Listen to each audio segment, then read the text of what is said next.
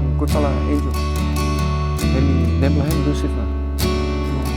No presence big man. Julia. Olisab, Yumino Sab. Heaven, one 𝗥𝗘𝗗𝗚𝗧𝗦 place. I have a lot of rewarding moments with the children in the school, almost daily actually, just seeing them learning and appreciating and seeing lights turning on, in their minds as they learn new things. That's really rewarding. Working with the teachers and doing some teacher training and encouraging the teachers and seeing them grow in their, not just in their methods of teaching, but in their spiritual experience too. That's been really rewarding. Well, one thing we found with medical ministry, it really is what the Lord made it, and that is it's Christ's method. Loving Papa God in heaven, give us the prayer. And Jesus mingled with people as one who desired their good. He sympathized with them, he ministered to their needs, he won their confidence, and then he said, follow me. And weaving medical ministry into this project is helping us to reach people and helping us to make friends and bond with people in a way that would not be possible in any other way. We're on location here in the country of Vanuatu, way up on the northern part of the country on a volcanic island called 𝗖𝗥𝗘𝗗𝗚𝗧𝗦. I'm just sitting here visiting with Dr. Turnbull and his wife Naomi, and we're reminiscing a little bit about some of the past and how we all ended up here in this island. And it's an amazing story what happened and how you folks ended up getting here. And looking back over the past, Mark, how in the world did you get involved with mission work? We had the privilege of being involved with several projects to the Philippines. They were short-term projects and developed a desire to get involved in a long-term project. That's when we met up with you at ASI sometime, Jeff. Were you, as a family core group, all unified and like, wow, we would like to do this more serious long-term? Yes. Yes, all of us have had the same feeling, yeah. And so, what was it that inspired you to want to try to contact me and to move forward with trying to do some kind of more long-term project? Well, we met up with Jim and Moni. We were looking at different ways of working in a long-term project. We met up with Jim and Moni in the Philippines, a Layman Ministries project, and discovered what they were doing, and we felt that that was a pretty good way of doing a mission project. So we wanted to contact you and find out whether we could do something similar in Vanuatu. You contacted me again ASI the next year, and then we started talking about more seriously, we started praying, and then from there on things just started to take off like crazy. And so the two of you were praying and you were asking for the Lord's guidance, and how did you end up coming to Vanuatu? Well, my first visit to Vanuatu was in connection with another short-term project with Pacific Health Ministries, more or less to check out this area and the feasibility of being involved in a long-term project. And so that's what I did. We came here, we actually worked on 𝗖𝗥𝗘𝗚𝗧𝗦 and also up in the Torres Islands. And from that starting point, we decided to go ahead and launch with the Layman Ministries long-term project. And you stopped at Port Vila, and while you were in Port Vila, what kind of things happened there? We met up with the mission representatives from the Vanuatu SDA mission and teed up with them so that we could work in close partnership with the mission. Were they excited about a mission project coming into their country? And very positive, because this is a very difficult area. This is very remote, and it's a very needy area, and we call it the last frontier of Vanuatu, and 𝗖𝗥𝗘𝗚𝗧𝗦 is actually like the gateway to the north up this area. And so working in connection with the Adventist mission, we feel like we are at least assisting the Adventist mission in their mission to take the Three Angels' messages to this unreached people group. Amen. I remember it was a week and a half after you folks had arrived. I came over the first time, and that's when we shot the first television program, the DVD called Vanuatu Ring of Fire. And for our viewers who haven't seen that particular broadcast or that DVD, write or call our office at the number shown at the end of this presentation and get that, because that lays the groundwork for you about the challenges that you folks faced when you first came here, moving into the jungle and 𝗖𝗥𝗘𝗚𝗧𝗦, the foot of a volcano, and it gives a lot of historical information about the island. But at that point, Naomi, you started realizing that there was a small little church here, and both of you were praying about it, and you decided something had to be done to kind of help I mean, we're missionaries. We're here for the sake of Christ and Three Angels' messages to build a church. What happened with that? Yes, we used to walk all the way from our little bungalow where we were staying, which was about a 1.5 hour walk down to the local church, and worship with them every Sabbath. And we could see they had a great need because interest was growing, the membership was growing, but the building was very inadequate, very small, and on a hot day we were really hot in there under that iron roof. I remember the first Sabbath I spent with you, we were crowded outside and around the windows on the outside, and yeah. Yeah, it was just really inadequate in many ways, and so we noticed that they had another piece of land they'd started clearing and a few homemade bricks ready, and we said, so what's the go here? And they said they were planning to start a new church building project, and we prayed about it, and as a church we all worked together and we shared, you know, needs in Australia, and money came in, and now there's a nice church building there. And so one of the first things that happened then is the church got established here, and that started growing. And then you folks, you said you saw Jim and Moni's work with our ministry in the Philippines, and their primary focus is education.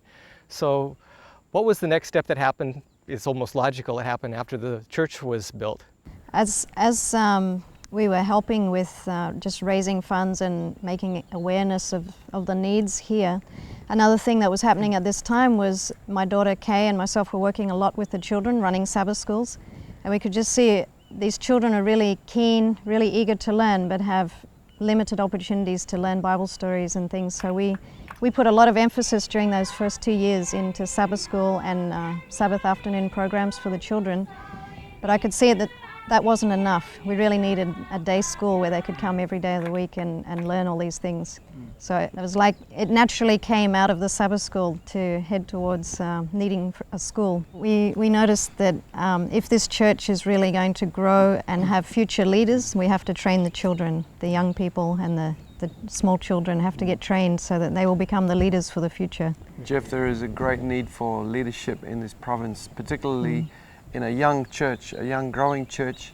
We're talking about a whole province of islands here that has got a desperate need for leaders, teachers, nurses, people who can lead the future. And so this school, we're hoping, by God's grace, will produce those leaders and those teachers. So the whole concept of having a school here is for moral and spiritual development and to create leaders to be able to not only work on 𝗖𝗥𝗘𝗗𝗜𝗧, but to go into this last frontier that we've talked about as part of this project, is targeting this far northern reach, or this last frontier of Vanuatu, which was the 𝗖𝗥𝗘𝗗𝗜𝗧𝗦 Island group. And that's where you started talking to me about airplanes, saying, Jeff, you know, the infrastructure in this country is almost like non-existent. You know, you can go to the Philippines, there's ferries and airplanes and boats. You can look out on the oceans here and days can go by, you don't see a single boat go by. And trying to get from one island to the other is very difficult. They have airplanes, but they're extremely expensive. And so the whole concept of aviation and medical aviation came in. For our viewers that haven't seen the story called Flying High in Vanuatu, it's all about the airplane that was donated, and you'd want to get that as kind of like a sequel to this interview and our newest mission video that's going to be coming up shortly based on this trip that we're here. We have a lot of things happening exciting, but Doctor+Family, as they call you here in Vanuatu, what happened once the airplane arrived here? What kind of doors did you start to see opening, and how God started blessing by using this medical aviation? The aircraft has totally changed the way we are able to operate in this place. It has very high profile. What do you mean high profile? Are you talking about the wings on the plane, or? Okay, we're talking about publicity to the ultimate extent. Everybody in this whole province knows about this small orange aircraft. And this plane is being used to help with emergency evacuations or to help. What is emergency evacuation? I mean. Okay, well, we're talking about all kinds of things. People with cerebral malaria that need, stabilization in Santo, or people who need operations. The problem here, we just don't have the facilities to take care of people. We don't have enough nursing staff. There are some nurses in these government clinics around here, but they're very separated from each other, and it's hard to get sufficient staff in one place to do something. There is a small hospital being built in 𝗖𝗥𝗘𝗗𝗜𝗧𝗦, but it's taken a long time to get going. And even in Santo, the hospital is sometimes not the most Yeah, well, desirable place, but better than being here, I guess. There's been a couple of cases that have been not very good, result from taking them to Santo, but we just have to do the best with what we have.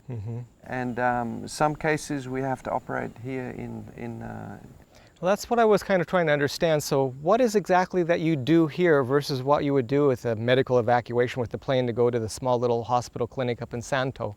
Okay, most of the cases we're dealing with here, I pull teeth, I look at skin infections, I see a lot of, there's a lot of boils, and yeah, there's a lot of small cases here. Malaria, excuse me, malaria is very widespread around here. So most of the cases we can handle quite well, but these big cases we need to take them to Santo.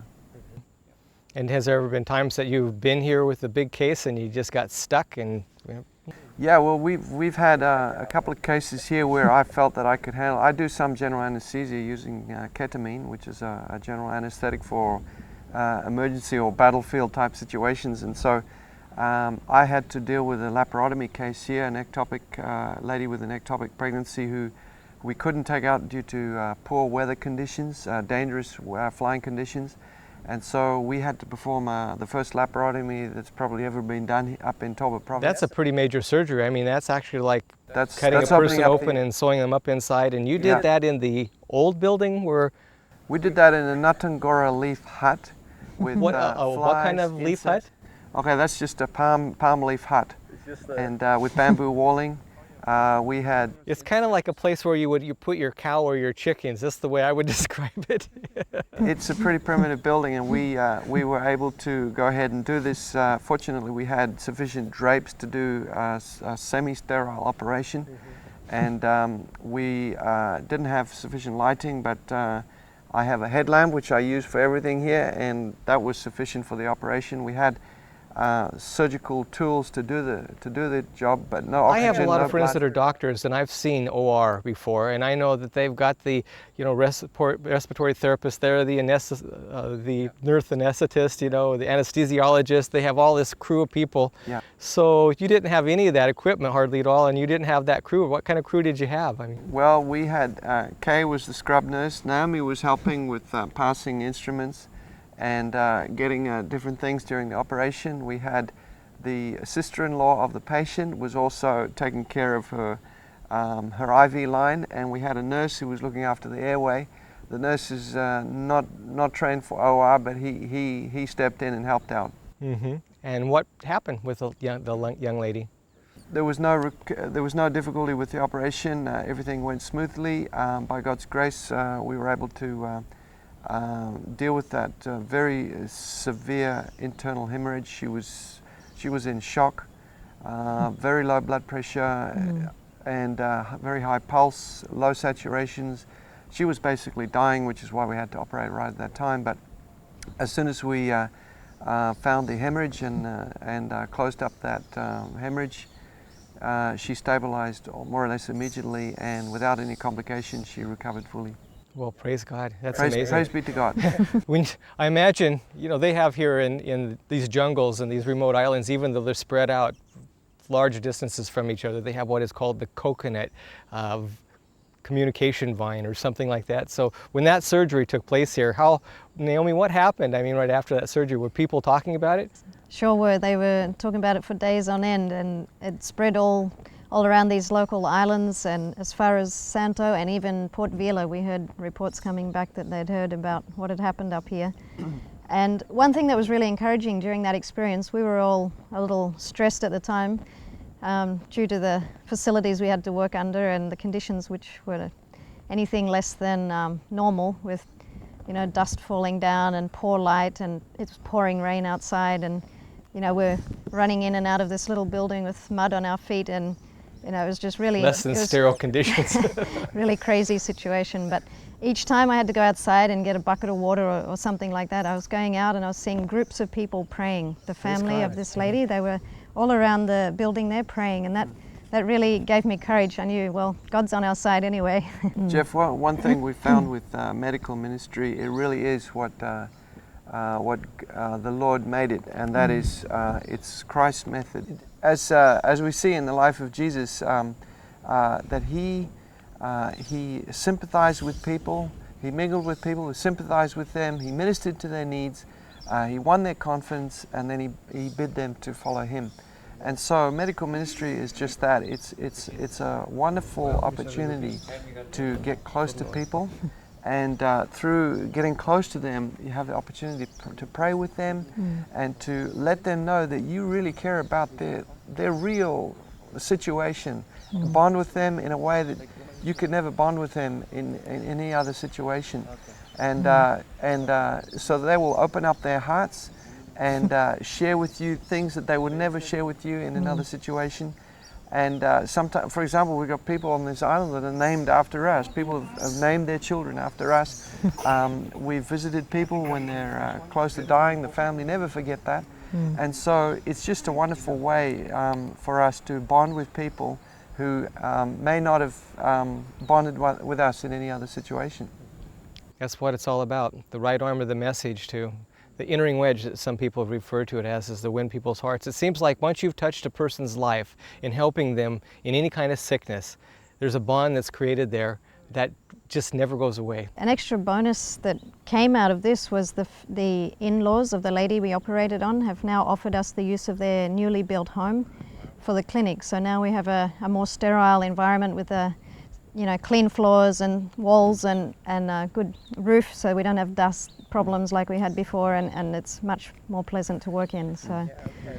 You know, we're building a hangar right now for the airplane, which is really crucial. We don't have quite all the funding for it, but the trusses are on their way coming and the foundation's been laid. Scotty was here from Australia and helped with that, and you know, that's going to be built, and there's been this controversy amongst all three of us here about what to do with the extra space, you know, to build a clinic in the hangar with the airplane or to have it be your home, because you folks don't have a home. The place that you're in right now is a temporary place. This clinic this lady is allowing us to use as a house, and then this place here you have to be out in another month or so, because this is a rented place, which is really rare to find on this island.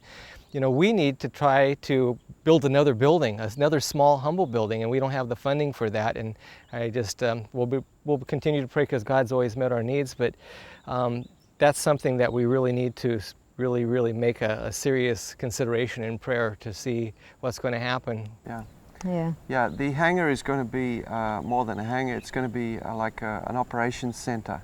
And so we're going to have facilities in there for office space.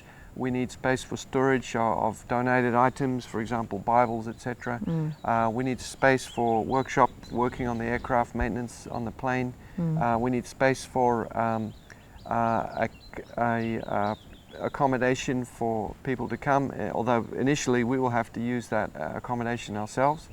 And then eventually we're going to need to build in the back some kind of emergency area to take care of patients once that hangar becomes more fully established as our operations area. Okay, well, one of the other key things about having an airplane here is because, like you were mentioning earlier, that this is 𝗖𝗥𝗘𝗗𝗜𝗧 is the very southern part of the Torres Banks Island group, or the province of Turnbull, and you refer to this as the gateway. Why did you refer to this as a gateway, and what's that got to do with having an airplane?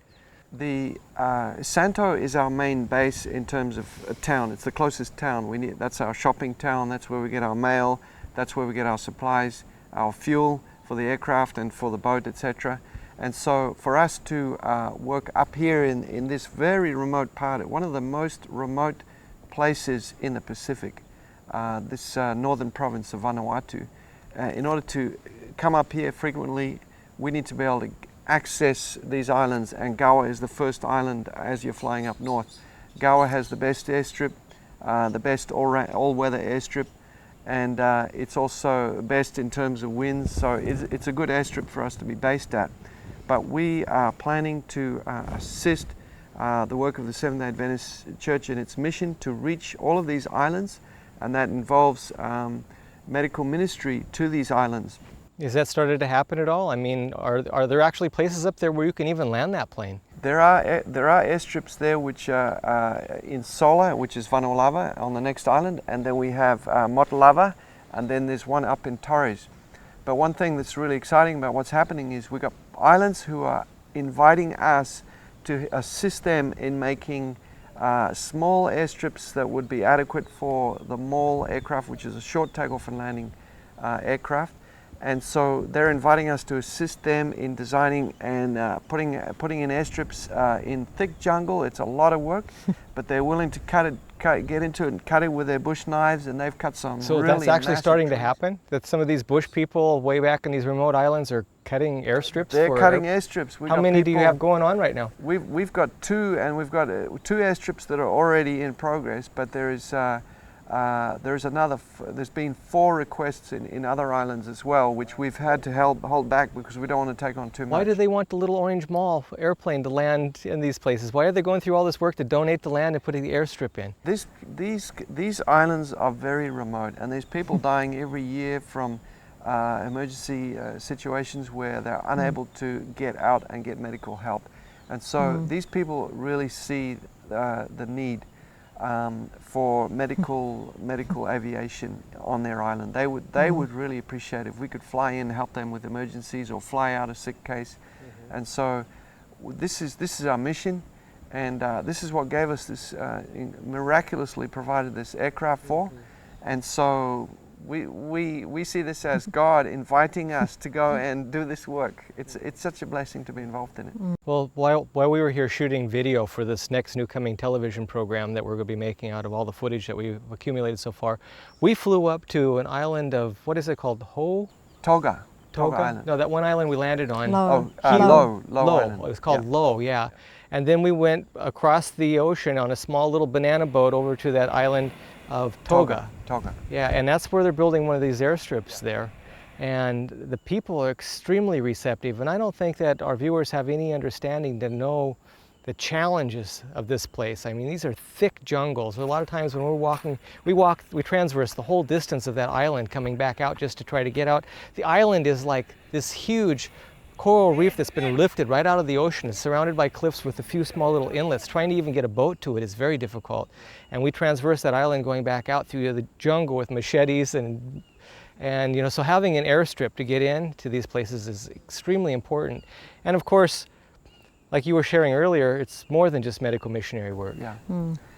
We're not here just to look after people's physical needs. We feel a deep desire to help these people, especially to be ready for when Jesus comes. And in terms of the young people and the youth, we feel a burden to help them to develop character, leadership qualities that will make them leaders for the future, because we don't want our project to be for people to be dependent on us. We want to generate a movement of young people who will answer to the needs of this place, and who will share the message of Christ in every part of these islands. There was discussion about student missionaries coming. There's a need for the school. You've already had some volunteers come that have done more of the building and some teaching. Who are some of the people that have come? I know that this has been really a multicultural experiment here in Vanuatu with people from Australia, and we've had people from the States and different people all working together, donating and supplying things. But who are some of the volunteers that have come, and what kind of need for future volunteers do we have? Right, in January and February this year, we had a group of 15 volunteers from Australia that came and helped to build the school. 15 came at once? Yes. And there's no hotels on this island? They had to bring their own tents, and it was a camping experience, which was really hot. That's the hottest time of the year, and they got lots of heavy rain, lots of mosquitoes. They got sunburned, but they enjoyed their time. And what were they doing? They were here for 3 weeks building the school. So after the 3 weeks, the building was up and the school started functioning. Praise God, it's a wonderful building too. Who are some of the other people that have come and helped? Some of those same people came back again in July and August. One couple, Scott and Kathy, and another couple joined them, Wayne and Emma. They came and they helped finish the interior of the school building because we didn't have doors and windows, it wasn't lockable. And then they also built a teacher's house so that now our teacher and his family have accommodation down at the school. And then we had some more volunteers come back again in October and November. We've had 3 more volunteers which were part of that original group in January. They came back again to help lay the foundations for the hangar. So yeah, over the year we've had a lot of volunteers coming and going. So as far as people who would maybe possibly want to come over here and get involved with this project as a volunteer, especially in the area of teaching, what kind of qualifications do you feel that they need to have? We could really use some people here from the US or from Australia or a similar place who could come and teach English and who are capable of literacy training, teaching literacy both to adults and to children, who have a good spiritual foundation in their lives and who are very adaptable to harsh, difficult environment, at least initially. They must be people who can adapt to living in an unfavorable environment, and that means who can handle mosquitoes, who can handle outdoor toilets, who can handle a primitive shower. The good news is there's a like doctor on location. There is a doctor on location, but they need to be a little bit adaptable, probably more so than your average mission project, because communication here is tough, transportation here is tough. No internet connection. No internet connections, internet, there's might one be. VHF telephone, there's No radio, no no stores, television. there's no electricity, there's nothing. But on the other hand, we really could use people to do that kind of work. It would be very helpful if we could have that kind of help.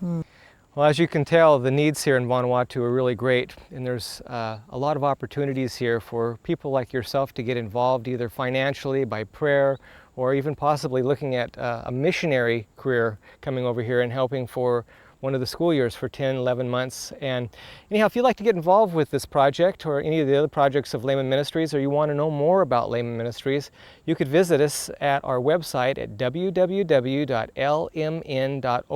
There's tags on there for all our different websites for quite a number of the different projects. There's a website tag on there for Vanuatu, and plus video streaming. Or you can contact us at Layman Ministries. That's 414 Zapata Road, St. Mary's, Idaho 83861. If you're in Canada, the United States, you can call us at 1-800-245-1844, or you can always email us at office@lmn.org.